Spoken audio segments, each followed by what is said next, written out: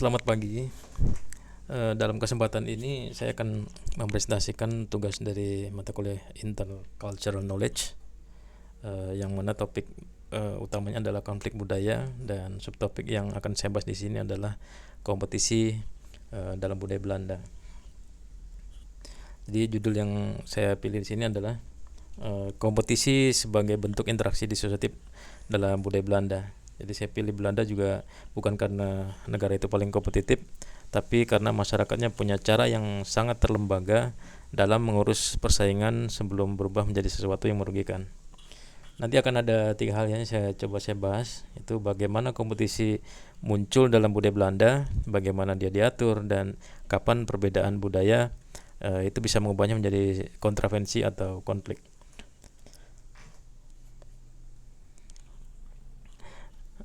Nah, di sini di slide pertama ini saya akan mencoba memulai komposisi kompetisi dalam konflik budaya. Dalam materi week 5 week 6 itu kompetisi didefinisikan sebagai perjuangan perorangan atau kelompok untuk memperoleh kemenangan atau hasil secara kompetitif tanpa menimbulkan ancaman atau benturan fisik di pihak lawannya. Bagian terakhir itu yang penting, ada perjuangan tapi belum ada ancaman. Kalau kita lihat di 3 diagram ini ya, sebenarnya ini satu sama lain saling berhubungan. Semuanya disosiatif, yang berbeda hanya intensitasnya. Tingkat pertama itu ada kompetensi, dan tingkat kedua ada kontravensi, yaitu sikap tidak senang yang muncul lewat tindakan menghalangi, menghasut, memfitnah, kemudian ada provokasi atau intimidasi, tapi belum menjadi pertentangan terbuka. Kemudian tingkat 3 itu konflik, yaitu ketika perbedaan paham sudah sangat mendasar sehingga muncul gap atau jurang pemisah yang mengganjal interaksi sosial. Nah, yang menarik, kompetisi tidak pernah ya langsung melompat menjadi konflik, pasti ada di tingkat tengahnya, itu pasti ada ya, dan justru disitulah budaya bekerja. Nah, masyarakat yang punya saluran dialog itu menahan kontravensi supaya tidak matang. Nah, yang punya itu membiarkannya jadi matang. Karena itulah kalimat di slide ini saya coba tulis di sini. Saya jadikan alat ukur, kompetisi belum menjadi konflik selama tidak berkembang menjadi tindakan menghalangi, intimidasi, provokasi, atau benturan terbuka. Setiap contoh di Belanda nanti saya akan coba uji dengan ukuran ini. Nah, kemudian mari kita lihat karakter budaya yang membuat kompetisi di Belanda itu bisa berbentuk khas. Kemudian sebelum masuk ke contoh, saya coba jelaskan dulu konteks budayanya. Nah, bagian ini saya ambil dari literatur di luar materi kuliah, lalu saya kembalikan ke istilah yang dipakai di materi tersebut, di kuliah tersebut. Budaya komunikasi Belanda umumnya digambarkan langsung, terbuka, dan egaliter. Jadi kalau dihubungkan dengan materi, ketiganya sebenarnya bicara tentang mutu dua syarat interaksi sosial, yaitu kontak sosial dan komunikasi. Keterbukaan sendiri menentukan berapa banyak informasi yang beredar, kemudian kelangsungan bicara itu menentukan jarak antara maksud dan pesan, dan sifat egaliter menentukan siapa yang merasa berhak ikut bicara. Akibatnya ide diuji secara terbuka dan kritik pun dibaca sebagai sebuah kontribusi, bukan serangan ya. Nah, tapi disinilah letak permasalahannya. Gaya yang sama itu bisa dinilai sangat berbeda oleh orang dari budaya lain. Nah, kalimat seperti saya tidak setuju dengan angka ini, misalnya gitu ya, terdengar kasar bagi budaya yang lebih tidak langsung. Nah, padahal maksudnya hanya sedang menguji angkanya. Perbedaan penafsiran atas satu tindakan yang sama inilah yang dalam materi disebut sebagai misunderstanding cultural value. Ada satu catatan ya, di situ ada ini sebuah pola budaya yang terlembaga, bukan sifat setiap orang Belanda. Jadi tidak mewakili dari seluruh populasi orang Belanda, tapi lebih ke pola budayanya yang terlembaga. Karena kalau saya generalisasi, saya sendiri pun sudah jatuh ke dalam yang namanya stereotip. Kemudian kita akan lihat kompetisi ini bekerja dalam prakteknya. Kita mulai dari pasar. Bidang pertama adalah pasar ya, karena di sini kompetisi paling mudah diukur. Di Belanda pelaku usaha selalu berjuang untuk memperebutkan konsumen, posisi pasar dan keuntungan itu lewat harga, mutu, layanan dan inovasinya masing-masing. Ini persis definisi kompetisi dalam modul materi perjuangan memperoleh hasil tentu tanpa ancaman maupun benturan fisik. Tapi ada batasnya, ada setidaknya ada 4 hal yang dianggap sudah keluar dari jalur. Di situ ada kartel dan pengaturan harga, kemudian ada manipulasi harga dan informasi, kemudian penyalahgunaan posisi dominan, serta upaya menghalangi pesaing baru untuk masuk ke dalam pasar. Nah, kalau kita kembalikan ke kerangka tadi, keempatnya bukan sekedar pelanggaran hukum, melainkan wujud kontravensi, yaitu tindakan menghalangi dan merugikan pihak lain. Nah, jadi perusahaan yang berkartel sudah bergeser dari tingkat 1 ke tingkat 2 dan seterusnya. Nah, sebagai bukti bahwa batas itu kan Belanda punya ACM. Nah, kalau Indonesia itu ada KPPU ya, yang mengawasi persaingan usaha sekaligus untuk melindungi konsumen dalam satu badan, sehingga kompetisi dinilai adil bagi pesaing dan bagi konsumen. Nah, maknanya secara budaya, kompetisi diterima selama mengikuti aturan dan tidak merusak kesempatan pihak lain. Nah, kemudian frasa kesempatan pihak lainnya juga penting, karena yang dijaga bukan hanya efisiensi tapi keyakinan bahwa setiap pemain di pasar tersebut ya, maksudnya berhak atas peluangnya setara. Dari pasar kita akan coba pindah ke bidang lain yang aturannya paling terlihat, yaitu bidang olahraga. Di Belanda yang paling terkenal itu ada namanya skating. Seperti di ilustrasi di slide ini, di gambar ini. Jadi saya pilih karena inilah contoh paling murni dari olahraga ini, dari kompetisi yang tidak berubah menjadi konflik. Di lapangan dua pihaknya dalam olahraga tersebut yang saling berkompetisi itu benar-benar berusaha saling mengalahkan, tapi hampir selalu berhenti tepat pada batas yang disepakati. Ada 4 halnya yang membuatnya begitu. Yang pertama, aturan disepakati bersama dan berlaku sama untuk semua. Lawan tidak diperlakukan sebagai musuh, tapi sebagai pihak yang diperlukan supaya pertandingan bisa terjadi. Persaingan boleh sangat intens, tapi tanpa adanya ancaman dan kekerasan. Kemudian ada namanya sportivitas, yaitu kesediaan menerima hasil tanpa merendahkan yang pihak yang kalah.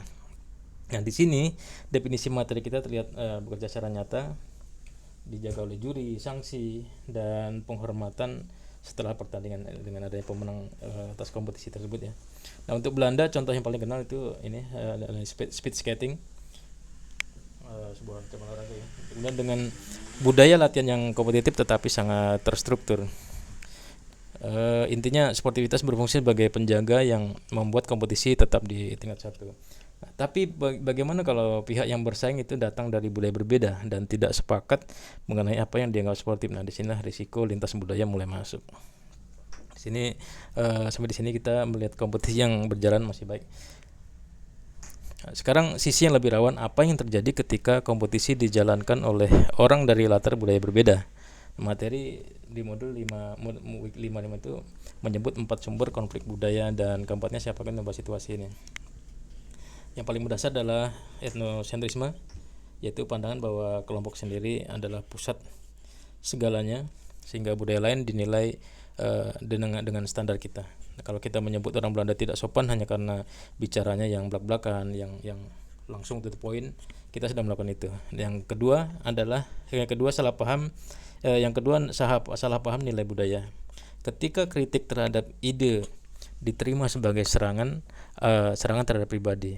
Yang ketiga, stereotip, itu menyimpulkan semua orang Belanda kasar dari sebuah pengalaman semata. Kemudian yang keempat ada prasangka, yaitu menilai maksud seseorang bahkan sebelum kita mengenalnya. Nah, kalau dirangkai, keempatnya membentuk sebuah rangkai yang saling bergerak turun. Maksudnya misalnya etnosentrisme itu melahirkan stereotip mengeras menjadi sebuah prasangka, dan prasangka itu memunculkan sikap tidak senang yang dipendam. Sikap itulah wujud dari kontravensi. Jadi inilah mesin yang menarik kompetisi dari tingkat 1 ke tingkat 2. Penangkalnya adalah relativitisme budaya, yaitu menilai perilaku dengan standar budaya asalnya. Praktisnya 3 langkah, yaitu tunda penilaian dan tanyakan maksudnya, kemudian pisahkan kritik terhadap ide dari penolakan terhadap orang, serta sepakati aturan komunikasi di awal kooperasi. Nah, kalau risikonya jelas seperti ini, kita akan belajar bagaimana Belanda itu bisa mengelolanya. Nah, kalau tadi kita berada di kolom disosiatif, nah sekarang kita sudah mulai ke kolom asosiatif karena negosiasi, kompromi, dan konsensus itu termasuk kerjasama dan akomodasi, bukan lagi sebuah persaingan. Di materi juga menjelaskan, di materi week 56 ini menjelaskan akomodasi sebagai proses penyesuaian untuk mengurangi, mencegah, atau mengatasi ketegangan dengan bentuk seperti coercion, kompromi, mediasi, arbitration, kemudian adjudication, toleransi, dan conciliation. Nah, kalau folder model kita letakkan di daftar itu, ia paling tepat disebut kombinasi kompromi dan conciliation dengan SCR sebagai forum netral yang fungsinya mendekati mediasi. Yang khas di Belanda justru ini, penyelesaian di Belanda itu jarang lewat melalui paksaan atau pengadilan. Dari sisi kerjasama, polder model termasuk bargaining, dan politik Belanda pun selalu berbentuk koalisi karena tidak ada partai yang menang mayoritas tunggal. Alurnya sendiri dari mata tahap, perbedaan kepentingan diakui lebih dulu, kemudian kompetisi memang benar-benar terjadi, lalu masuk negosiasi dengan data yang dibuka, kemudian kompromi di mana masing-masing mengurangi tuntutannya, dan akhirnya lahir sebuah kesepakatan yang mengikat karena semua pihak pun ikut merumuskan. Nah, kalau saya boleh menyampaikan satu petikan dari kalimat ini di presentasi ini, saya pilih yang di slide ini, kompetisi bersifat disosiatif, sedangkan konsensus adalah mekanisme asosiatif untuk mencegahnya menjadi konflik. Tentu juga saya tidak mengidealkan Belanda, di sana pun juga terjadi pemogokan juga. Di sana pemogokan tetap ada dan pembentukan koalisi pun juga bisa berlarut-larut. Yang dilembagakan itu bukan hilangnya konflik, tapi melainkan tersedianya jalur akomodasi. Di sini dari sini mari kita akan coba tarik ya makna budaya Belanda itu.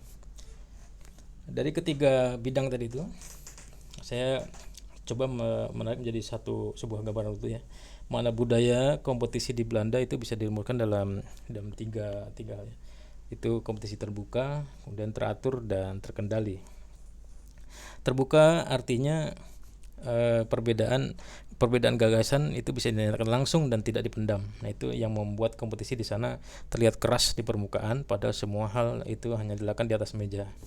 Kemudian yang berikutnya ada kompetisi teratur. Artinya persaingan dibatasi aturan dan kesempatan yang adil.